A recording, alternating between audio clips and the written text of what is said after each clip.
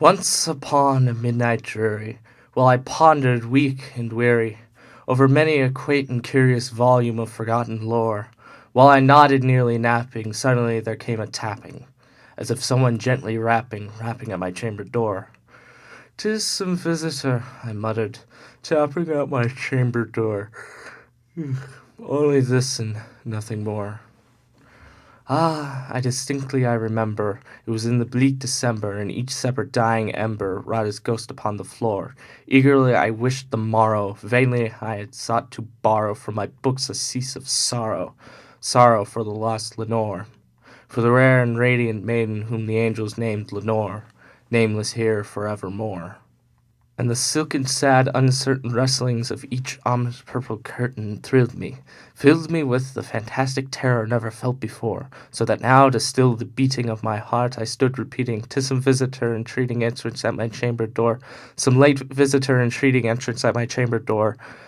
This it is and nothing more."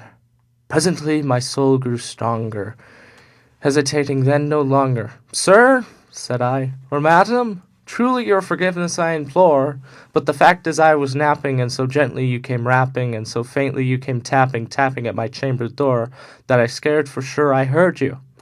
Here I opened wide the door. Darkness there, and nothing more.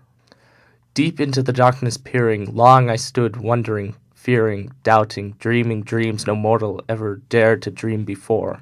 But the silence was unbroken, darkness gave no token. The only word that spoken was the whispered word, "Lenore." This I whispered, and each echo murmured back the word, "Lenore." Merely this, and nothing more. Back into the chamber turning, all my soul within me burning, soon again I heard it tapping, something louder than before. "Surely," said I, "surely there is something at my window lattice. Let me see, then, what this threat is, and this mystery explore. Let my heart be still a moment, and this mystery explore. 'Tis the wind and nothing more." Open here I flung the shutter, when, with many a flirt and flutter, in stepped a stately raven of the saintly days of yore. Not the least obeisance made he, not a minute stopped or sate he, but with me no lord or lady, perched above my chamber door, perched upon a bust of Pallas just above my chamber door, perched and sat, and nothing more. Then this ebony bird beguiled my sad fancy into smiling. By the grave and stern decorum of his countenance it wore.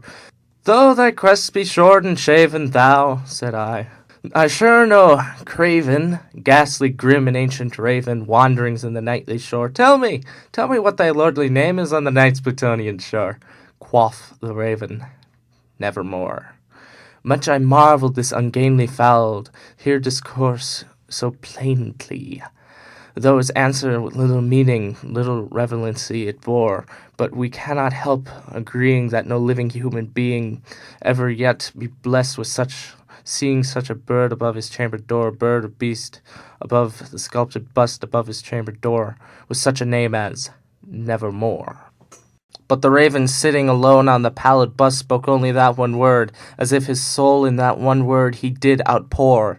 Nothing further than he uttered, not a feather than he fluttered, till I scarcely more than muttered, "Other friends have flown before, to the morrow he will leave me, as my hopes have flown before." Then the bird said, "Nevermore." Startled at the stillness broken by reply so aptly spoken, "Doubtless," said I, "what it utters is only stock and store, caught with some unhappy master whose unmerciful disaster forward fast and followed faster till his song one burden bore, till the dirges of his hope that melancholy burden bore, of nevermore." But the raven still beguiling all my sad soul into smiling, straight I wheeled a cushioned seat in front of the bird and bust and door. Then upon the velvet sinking, I betook myself in linking fancy into fancy, thinking what this ominous bird of yore, what this grim, ungainly, ghastly, gaunt, and ominous bird of yore meant in croaking, "Nevermore." And guessing, but not a syllable expressing, to the fellow whose furry eyes now burned into my bosom's core.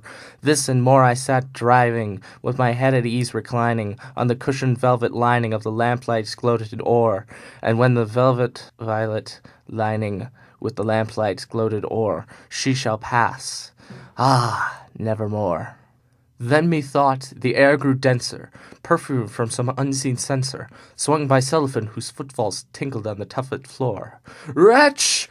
I cried, "thy God has led thee, by the angels he has sent thee, respite, respite, and nepenthe from thy memories of Lenore. Quaff, oh quaff this kind nepenthe, and forgive this lost Lenore."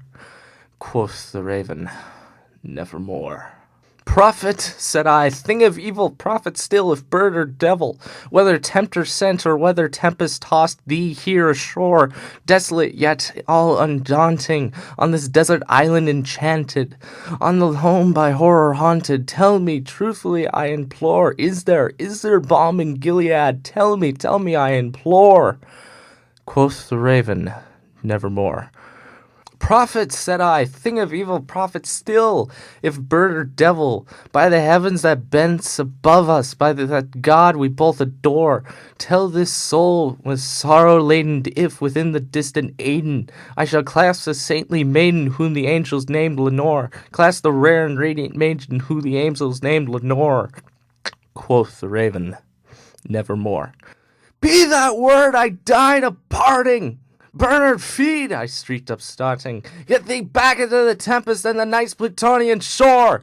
Leave no black plume as the token of the lie! Thy soul has spoken! Leave my loneliness unbroken! Quit the bust above my door! Take thy beak from off my heart, and take thy form from off my door!" Quoth the raven, "Nevermore." And the raven, never flitting, still is sitting on the pallid bust of Pallas just above my chamber door, and his eyes have all the seeming of a demon's that is dreaming, and the lamplights o'er him streaming throws a shadow on the floor, and my soul from out that shadow shall be lifted nevermore.